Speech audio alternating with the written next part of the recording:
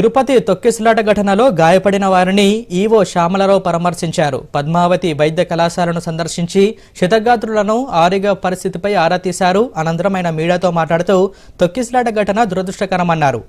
ఈ దుర్ఘటనలో పలువురు మృతి చెందారని, 41 మందికి గాయాలయ్యాయని ఈవో శ్యామలరావు తెలిపారు. కాగా ప్రస్తుతం విచారణ జరుగుతోందని పేర్కొన్నారు. డీఎస్పీ గేట్లు తెరవడం వల్లే ఈ ఘటన జరిగినట్లు ప్రాథమికంగా తేలినట్లు తెలిపారు.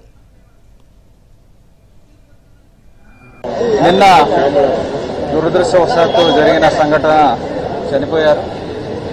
ఒక 41 మంది హాస్పిటల్లో, సిమ్స్ హాస్పిటల్లో ఇంజరీస్తో అడ్మిట్ అయ్యారు.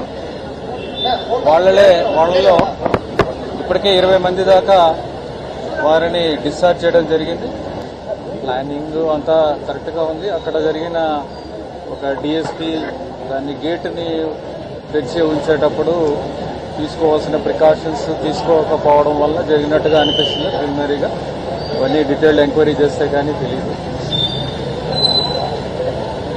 ఇంజ్యూర్డ్ అయిన పిల్గ్రిమ్స్ని పరామర్శించడానికి